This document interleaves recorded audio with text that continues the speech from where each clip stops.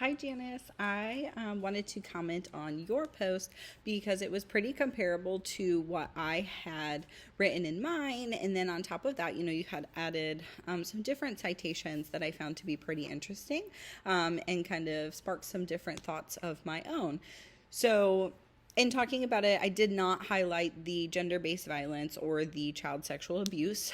However, I did read that those are big factors, and I think in knowing about trauma in childhood sexual abuse and sexual assault in general, and any type of really trauma experience, that suicidal ideations is actually a pretty common thing. So then to have that with mothers who may already be really struggling with their body image or that those kinds of feelings that they had from that sexual assault or that sexual abuse, it really makes sense as to why they would be at a higher risk or more increased for having those suicidal ideations and attempted suicides. The other thing that you had added into yours was the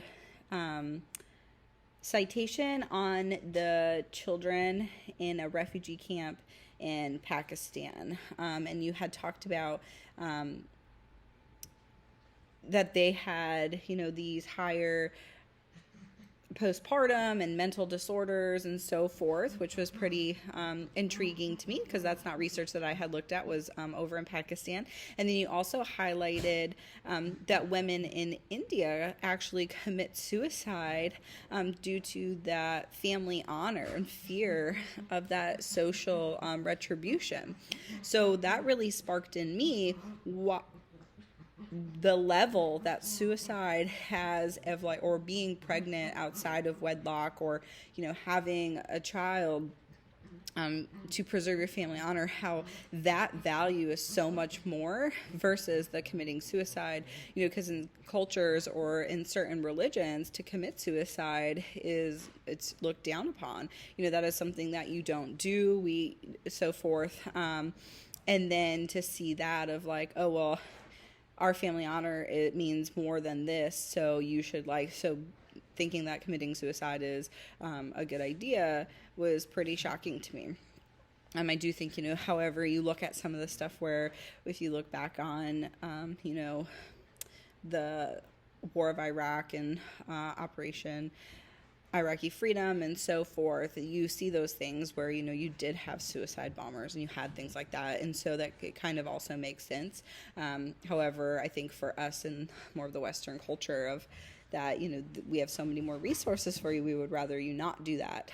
Whereas that may be something that is more common over in the Middle East, and something that I should definitely research more because I don't have all that answers.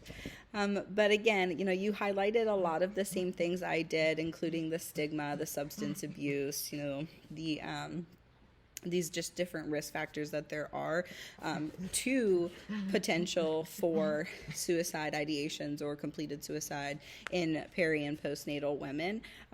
I think for my own thoughts, I don't think that there is one causation, or you can say one causes the other, because suicide is so unique. And you can ask women and poll, or you can, anybody who's had suicidal ideations, what, was going through their mind, and you can identify some of these risk factors. But because it's so unique and you can't ask someone who's completed suicide what their cause was, it really makes it difficult to say that this causes this. I can say that there are more risk factors than there are actual causations.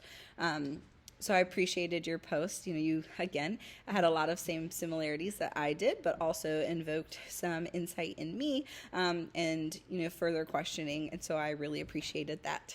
Thank you.